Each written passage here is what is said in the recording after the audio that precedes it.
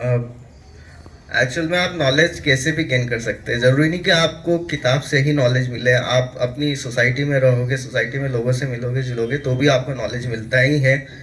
तो जैसे कि आपको घर पे स्कूल में हमेशा डांट लगाई जाती है कि फिल्में मत देखो, ये मत करो, वो मत करो। तो आप अगर फिल्म को एक एंटरटेनमेंट की तरह देखते हैं तो अलग बात है, लेकिन फिल्म से आप हर फिल्म जो फिल्म चलती है, जो फिल्म चल रही है, जो लोग देखने जा रहे हैं, तो उस फिल्म का एक मैसेज होता है। आप अगर कोई फिल्म तभी चलेगी जब उसमें कोई मैसेज हिडन होता है, आपको वो देखना है, समझना है, और आपको लगता है कि ये मैं चीज़ अपनी लाइफ में अगर इन्वॉल्व करूँ, इसको इवॉल्व करूँ अपने अंदर, तो फिर हो सकता है कि आपका भी ऐसा ही डेवलपमेंट हो। तो वैसे ही मैंने एक फिल्म देखी थी अभी, चंदू चैंपियन करके।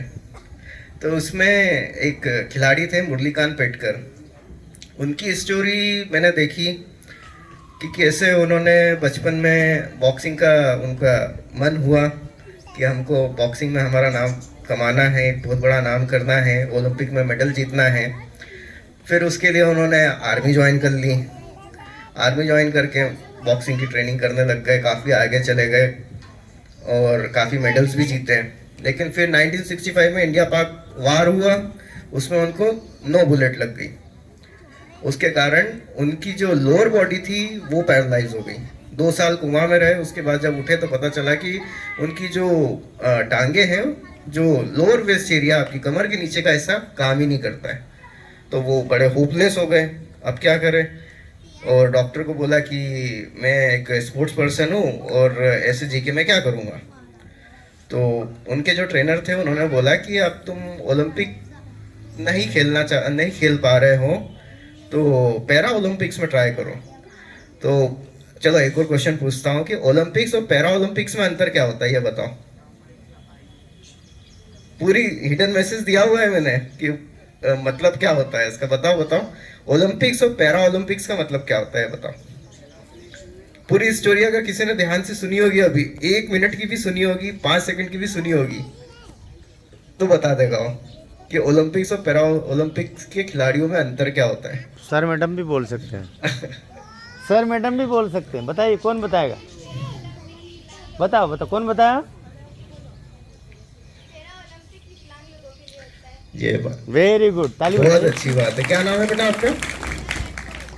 सॉरी, श्वेता। आप कौन सी क्लास में? 8th में। इतना नॉलेज है, मेरे को तो अपने स्कूल की प्रोग्रेस देख के बड़ी खुशी हो रही है।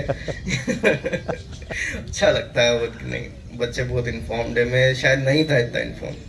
तो पैरा ओलंपिक्स में जो हैंडीकैप्ड होते हैं, जो जिनकी बॉडी नॉर्मल ह्यूमन बीइंग जितनी कैपेबल नहीं होती है, वो पैरा ओलंपिक्स में हिस्सा लेते हैं। तो आप सोचिए कि जिसको 9 बुलेट लगी है, वो जब होपलेस हो रहा है, लेकिन जब उनका ट्रेनर, जिसको आप हमारी लैंग्वेज में टीचर बोल सकते हो, उसको टीचर मोटिवेट कर रहा है कि नहीं, तुम अभी तुम्हारा सपना ख़त्म नहीं हुआ है, तुम अभी पैरा ओलंपिक्स में जाके मेडल जीत सकते हो। अब वो बॉक्सिंग तो कर नहीं सकते, तो उन्होंने स्विमिंग को अपनाया। स्विमिंग करी, क्योंकि स्विमिंग में क्या होता है ना कि आपको आपके बॉडी का वेट नहीं लगता है। अगर आपको स्विमिंग करते आती तो आपको वेट नहीं लगेगा आपकी बॉडी का। तो उन्होंने स्विमिंग स्टार्ट करी और फिर इंडिया के पहले पैरा ओलंपिक गोल्ड मेडलिस्ट बने वो।